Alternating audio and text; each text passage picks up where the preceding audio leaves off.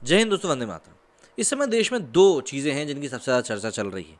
पहली कश्मीर फाइल्स और दूसरी हिजाब को लेकर जो कोर्ट का जजमेंट आया है। हालांकि उसको चैलेंज कर दिया गया है हायर कोर्ट में, लेकिन जो जजमेंट आया उसके बाद से एक सवाल खड़ा हो गया है मेजॉरिटी और माइनॉरिटी वाला। अगर हम कश्मीर फाइल्स में जिस प्रकार से कश्मीरी पंडितों के साथ हुए गलत व्यवहार को दिखाया गया उसकी बात करें तो कश्मीरी पंडित एक समय जम्मू कश्मीर में माइनॉरिटी हुआ करते थे, लेकिन जब वो पलायन करके रेफ्यूजी की तरह भारत में आए, मतलब दिल्ली विल्ली साइड आकर उन्होंने रहना शुरू किया, तो यहाँ पर आके वो मेजॉरिटी में होगा, इसलिए उनकी बातों को उतने अच्छे से सुना नहीं गया।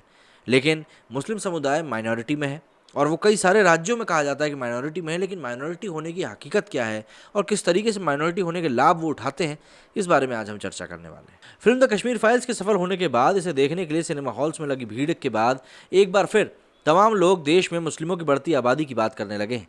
सोशल मीडिया पर यह चर्चा तेजी से पकड़ हो रही है कि मुसलमानों को भारत में वैसे अल्पसंख्यकों का दर्जा हासिल है, लेकिन जम्मू कश्मीर और असम की बात करें तो जम्मू कश्मीर में जहां मुसलमानों की आबादी हिंदुओं से कहीं ज़्यादा है, वहीं असम के 9 जिलों में भी वे बहुमत में हैं। इसके बावजूद इन सभी जगह मुसलमानों को अल्पसंख्यक ही माना जाता है और उसी हिसाब से इनको फ़ायदे भी मिल रहे हैं। ऐसे में आपको हम बताने जा रहे हैं कि इस देश के इन राज्यों में क्या हाल है। इससे पहले ये बताना ज़रूरी है कि P forum on religion and public life नाम की एक संस्था ने एक रिपोर्ट के में अनुमान लगाया था कि साल 2030 तक भारत में कुल आबादी का 16% हिस्सा मुस्लिम का हो सकता है। इससे भारत में इंडोनेशिया और पाकिस्तान से भी ज़्यादा मुस्लिम आबादी हो जाएगी।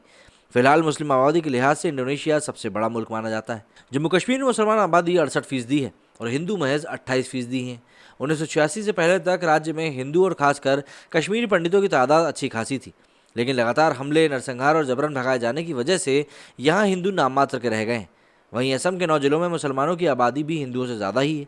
असम के इन जिलों का नाम बारपेटा, करीमगंज, मोरीगांव, बोगाईगांव, नौगांव, धुबरी, हलाईकांदी, गोलापाड़ा और दरंग है। असम के इन जिलों में मुसलमानों की आबादी बढ़ने की मुख्य वजह बांग्लादेश से होने वाले घुसपैठ को ही माना जाता है। एक दौर था जब असम में 100% हिंदू आबादी थी। अब यहाँ हाल ये है कि असमी भाषा बोलने वाले महज 40% लोग रह गए हैं, जबकि राज्य के सीएम हेमंत बिस्वा शर्मा ने यह तो कह दिया है कि राज्य में 35% मुस्लिम हैं और ऐसे में उन्हें अब यहाँ पर अल्पसंख्यक नहीं माना जा सकता।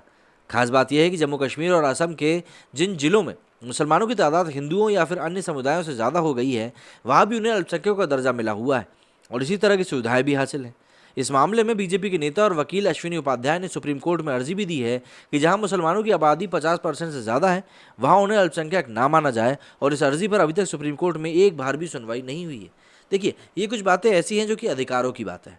सरकार अगर टैक्स पेयर्स का पैसा किसी माइनॉरिटी के ऊपर खर्च कर रही है तो भाई वो माइनॉरिटी होनी भी तो चाहिए। अगर मैं एक टैक्स पेयर हूँ और मैं चाहता हूँ कि मेरे पैसे का सही इस्तेमाल हो, तो मैं ये चाहूँगा कि मेरे पैसे से अगर रोड बन रही तो रोड अच्छी बने। इसका मतलब ये तो नहीं होगा कि मैं ये चाहूँगा कि भैया नहीं, रोड बनती रहे, उखड़ती रहे, बनती रहे, उखड़ती रहे। ठीक उसी तरीके से अगर मैं चाहूँगा कि मेरे पैसे से अगर किसी माइनॉरिटी का उत्थान हो रहा है, तो माइनॉरिटी वाकई में माइनॉरिटी भी तो होनी चाहिए। मेरे स्टूडियो फिलहाल इतना ही। जय हिंद, जय भारत।